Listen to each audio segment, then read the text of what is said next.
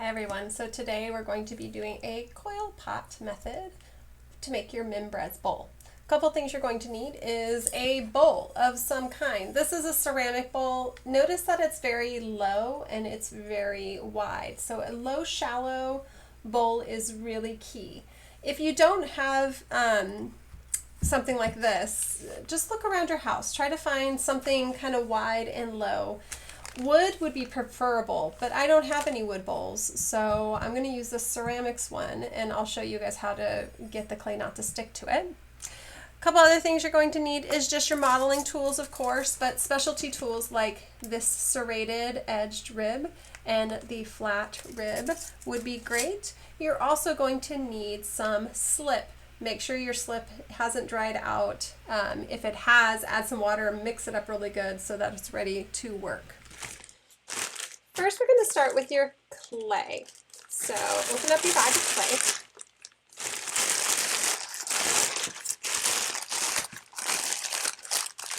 And you hopefully don't have this hot mess that I have from your pinch pots. But if you do, just take these chunks out. You can use them later. Remember, all these chunks will be useful later on. I'm going to take this little thing out as well. And this is what I recommend that you do.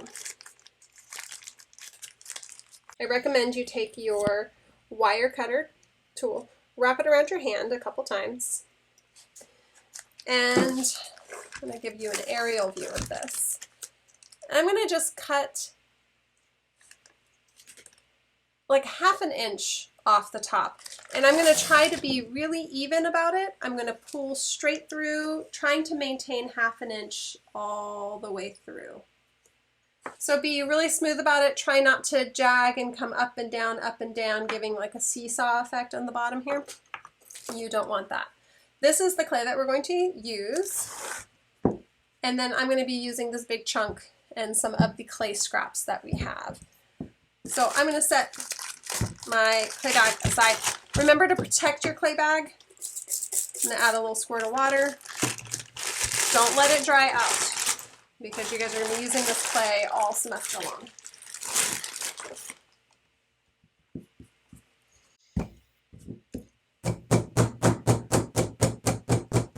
I'm using the palm of my hand and I'm just working in a circular motion. Because my clay wasn't perfectly even. You can see this is a thin spot here and this is a thick spot.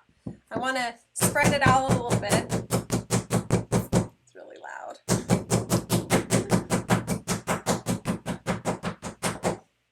Spread that out a little bit so that you have an even little bit. And I'm just going to use this as a guide.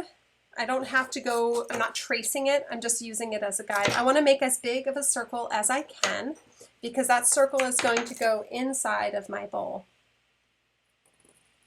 Just using my needle tool. I'm trying to maintain about ½ an inch out from the diameter of that circle.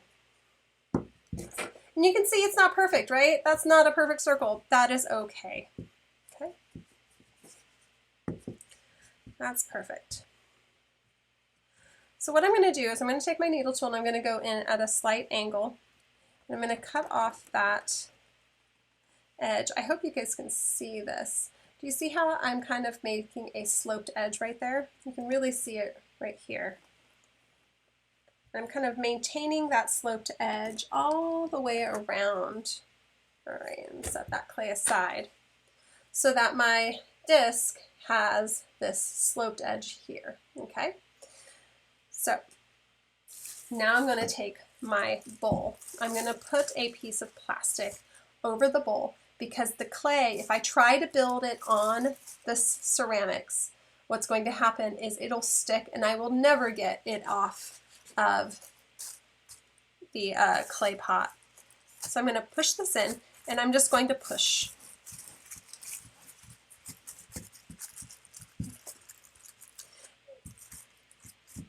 And you can see that I can move this around really easily. So I'm going to try to keep it in the same spot as I work.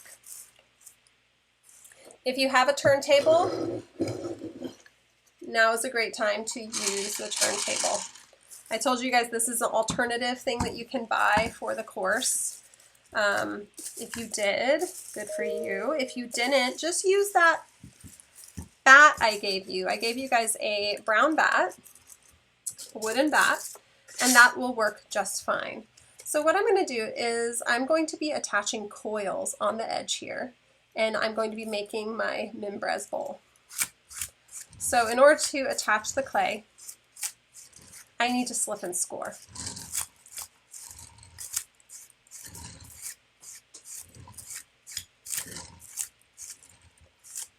And if you watched the Maria Martinez video, you saw her work on a similar biscuit piece of clay. I'm going to set that aside. And now I'm going to roll some coils. I'm going to use this big hunk of clay for this. Use your wire cutter again. And we're going to be making coils. And coils are long, skinny tubes of clay. That's a technical term, skinny tubes. Just kidding. So what I'm going to do is try to make long, skinny rectangles, because that's easy to cut, right? I'm just going to peel one of these off, and I'm going to roll this into a coil. Now, I like to stand up when I roll coils, and I'm going to mush it first in my hands. And you want to make sure that you kind of clear your space. You're going to clear everything off your tabletop. And it helps if your tabletop if this isn't super loose. Like I have a bucket of water on one corner, and on the other corner I have some clay that's holding this in place. So I'm going to use the tips of my fingers to my palm. So I'm going to go from here all the way to here and back. And I'm applying the same amount of pressure. Notice that my hand started in the middle. And as I work out to the side, the clay is getting longer and longer. And you can see where it's kind of messed up there. So I'm going to just use my one hand, and I'm going to go over that spot. And then if you notice this is kind of flopping, this is taller than it is wide. I'm going to set it down, and I'm just going to press down there and try to even it out. My goal is to make a coil that will go all the way around that circle that I made, but also not be too thin. So let's talk about thickness. I want it maybe a little thinner than my thumb. So if you have really dainty fingers, you know if you have dainty fingers, okay? If you have very dainty fingers, your pointer finger might be really thin, so don't make your coil too thin. But my fingers are not dainty, okay? So you can see the thickness of this coil is about the thickness of my pointer finger. And I can definitely go all the way around. And I might be able to go not quite twice, so once and a half. So now I have to slip and score this part. Now this edge right here is a little junky, so I'm just going to cut it. Notice that I cut it at a slight angle. Okay.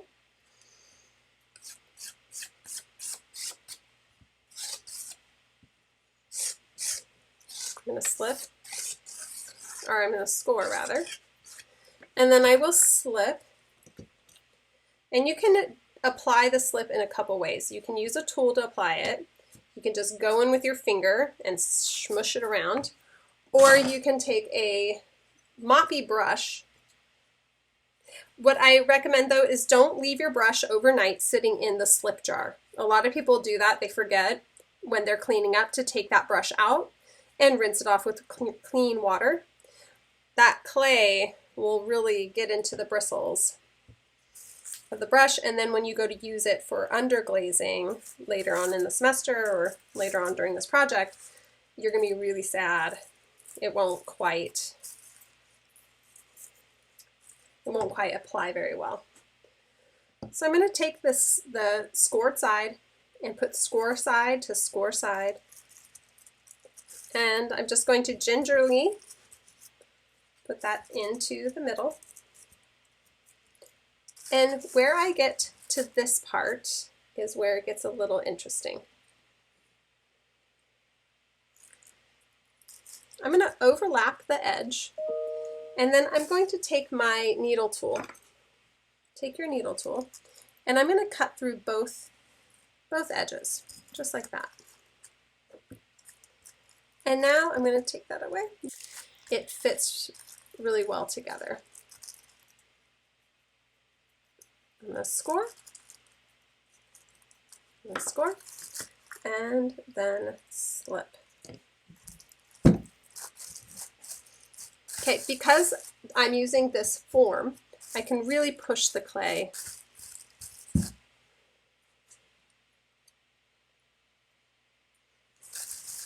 Really push the clay onto the form. And that's where that little angle comes in handy, because as I'm pushing it,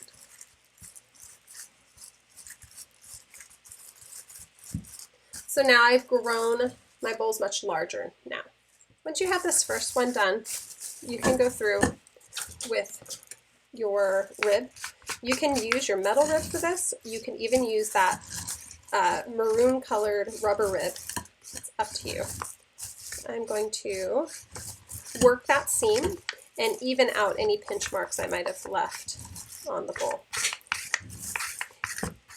Your Mimbres inspired pots. You should have done your Mimbres research already, and you should have looked at their imagery. You will notice that on the Mimbres style pots that the surfaces are very smooth. They don't have a lot of finger marks of the maker, so to speak, on their surface. They didn't want a pinchy surface, they wanted a smooth surface. And I'm using this tool like that, the curved edge, working at it.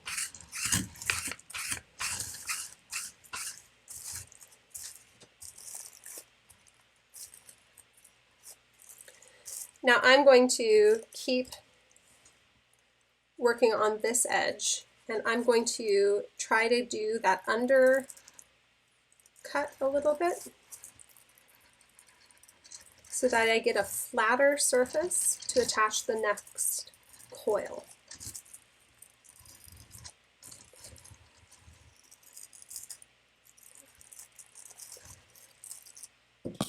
I know you gained 1.5 inches, and now I took away 1/4 inch. Don't worry about that. This surface matters. This little flat part right there matters because you do want a larger surface area for the next coil to go up. So let's go roll another coil. So again, I'm going to squish with my hands, turning and squishing, turning and squishing. And I know I'm not going to need all this clay because based on the last tube, which is really long, so I'm going to pinch this part off and set it aside.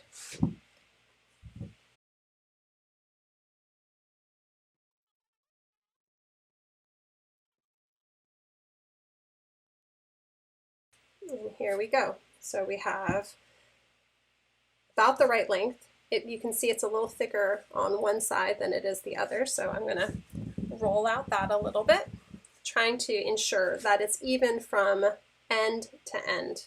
I'm going to take my serrated edge tool. I'm trying not to cut the plastic as I go. Obviously, I'm not doing a good job, but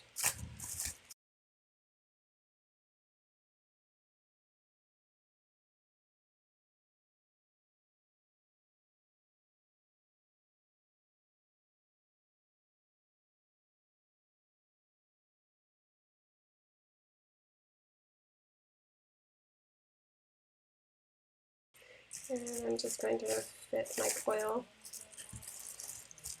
okay.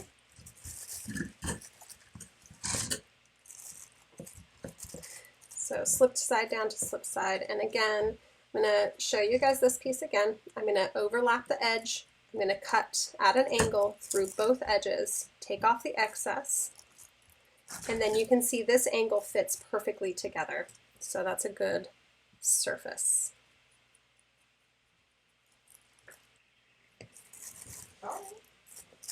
So I'm going to squish the edge. And now I'm at the edge of my bowl. Depending on the size of the bowl that you chose,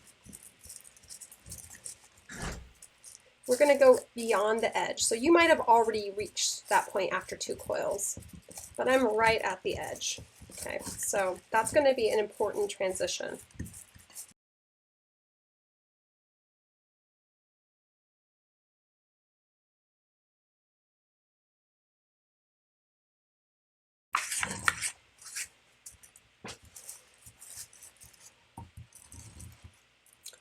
I'm going to just cut a little bit off the edge.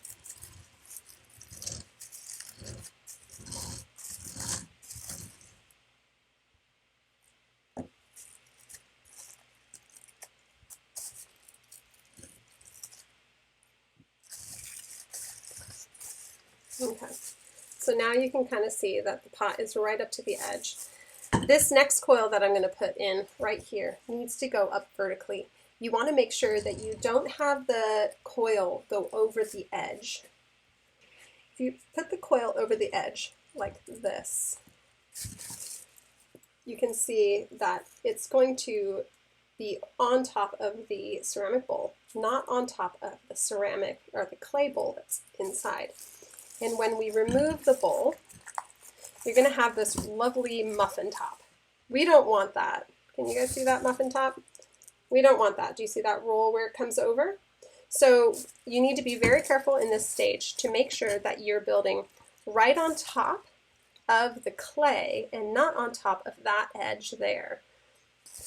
You will be able to fix it later on if you run into that problem. However, it's great to have an ounce of prevention as opposed to fixing problems later on.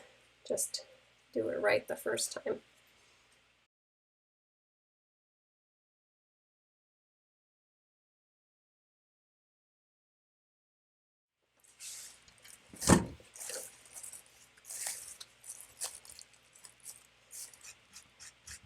And you can see I'm kind of scoring on the inside edge a little bit because I'm going to push that coil on that edge and not on the outside edge.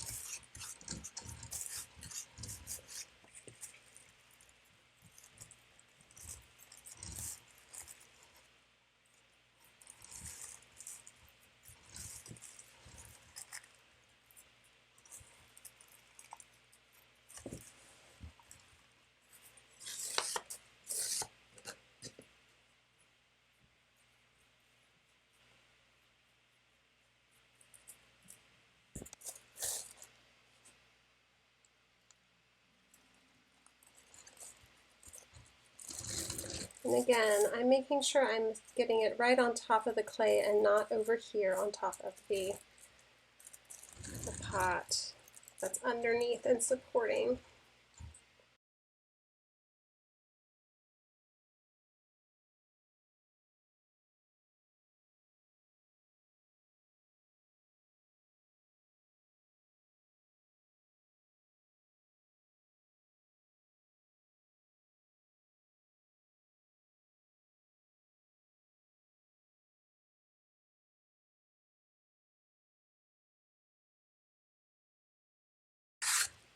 So this curve of the tool fits perfectly inside the bowl. You can see where it just follows that curve. That's why these were designed the way they were designed. They're designed to really work the inside shape and the outside shape of curved forms.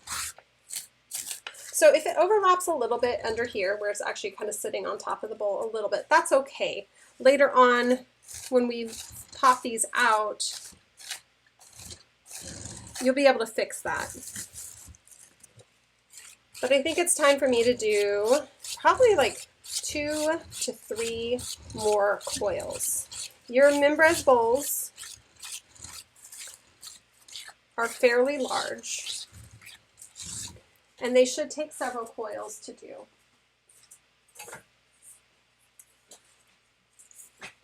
This one is roughly 7.5 inches in diameter now. And remember, I want you to make a 9-inch Mimbres bowl. So I have roughly 2 more inches to go. So I'm thinking 2 more coils might do the trick.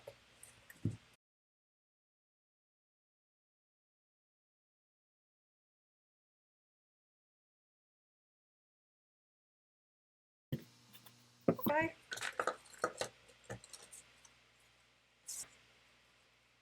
A little bit of slip, you don't need a lot. This is fairly fresh clay, but you have to slip and score. If you don't, your rings will detach from one another and your bowl will just come apart. It sometimes comes apart right after it's fired in the bisque kiln. You can tell how well you construct your pieces after the bisque. If it's not constructed well, you will get cracks that will show up between each coil. Or, worst case scenario, it completely detaches. So do a good job. So notice that with these rings, I'm making sure I'm not putting it too far outward. I'm kind of stacking it vertically because as I pinch, it will grow outward. I'm going to work my thumb. I'm supporting from the outside. This outside hand is holding up the wall, and my thumb is just working the clay down. Trying to keep a vertical line. Don't let it flop open on you. You want to control the clay. You don't want the clay to dictate the shape. We're first going to attach and then you will shape using the tool. And that'll give you a much cleaner line on the inside of your bowl. So one of the things I grade on is craftsmanship. And with craftsmanship, it takes time. And you might be a little panicked after you build a couple pieces and you're like, it doesn't look right. I don't want you to fret too much on that, but I do want you to learn through the process. You guys are making 2 Mimbres bowls. And if you are struggling with the first one, I certainly hope you will learn a lot. You will have that growth mindset and learn from the mistakes you did on the first bowl and apply that knowledge to the second bowl, and the second bowl will be better. That shows me that you have grown in your craftsmanship. If you turn in 2 equally wonky and crazy looking bowls, well, that tells me you didn't learn craftsmanship. So don't think that each bowl that you turn in has to be perfect. What I want to see, well, I would love if they're perfect, right? But what I want to see in your projects, particularly these projects, is growth. I want to see you growing as a ceramic artist, building your skill set. And you can see I'm holding the wall and I'm pushing the clay into my wall, but I'm not letting it just push open. If I did not have my hand there and I pushed, the clay would just open and flop over. So I'm holding and pushing. There's a reason why I make you guys watch that Maria Martinez video. I mean, you can't learn from a better master than her. And I love that video, and there's this one part where her voice cracks when she says, I work long, or I take long and work hard. And it's just such a beautiful, like, thought, you know, when we put the effort in and we put the time in, our projects come out so much better, so much more beautiful than we ever imagined.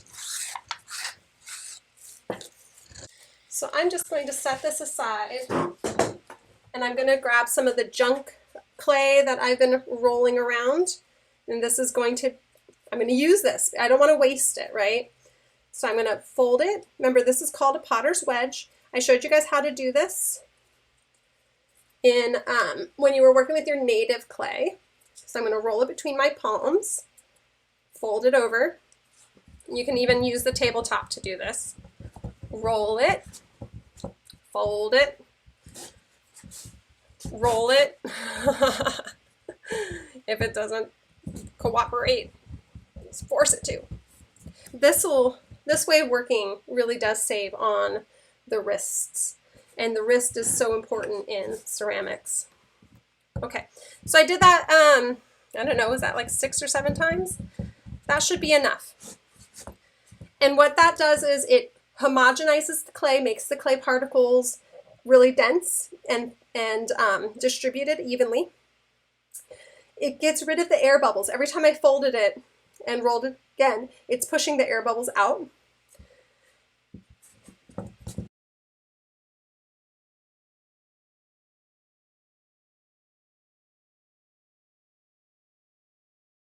Okay, my last coil. And this is my first Mimbres Bowl. Remember, you guys are making 2.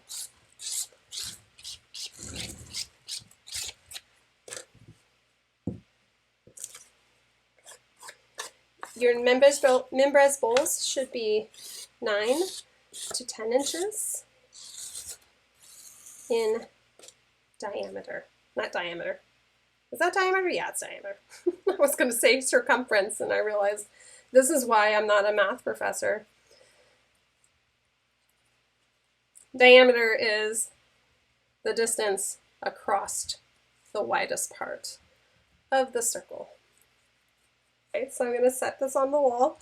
Remember, just set it in place first. Get it fit before you start working it on.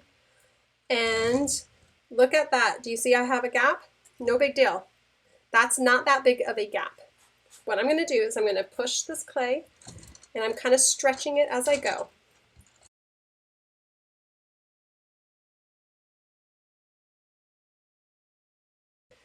I want to cut off this junky bit here.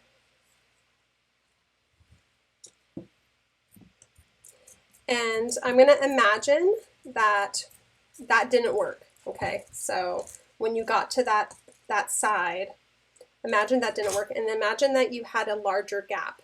Okay, I want to show you what to do to fix a larger gap like this. You just simply slip and score, grab a piece of coil. You can hold it to the edge, kind of outline the shape of the connection points, cut them off, and this will fit really well, okay?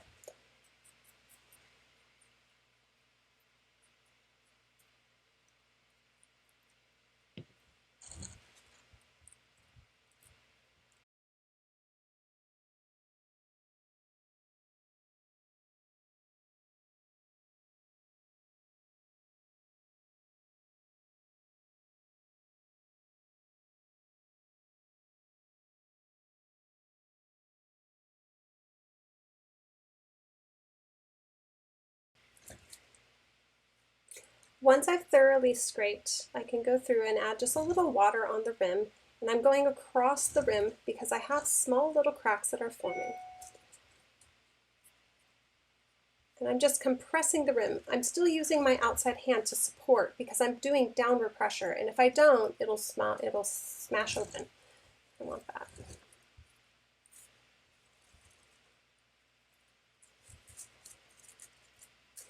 I'm going to measure one last time, hopefully. I've got it right. And lo and behold, I am at 9.5 inches. So I'm good. I'm going to use this plastic because I want the inside of the bowl to dry a little bit more so I can flip it out and work on the outside of the bowl. I'm going to use the plastic to conserve the moisture on the outside of the bowl.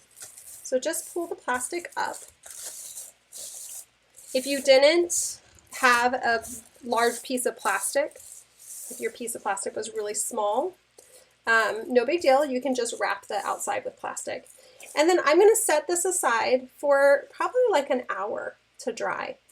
If that doesn't work for you, if you need to come back to your studio space the next day, you might want to just lightly drape this and babysit it. You want to let it dry slowly. What you're looking for is the inside to not be tacky anymore, for it to be holding its shape much better.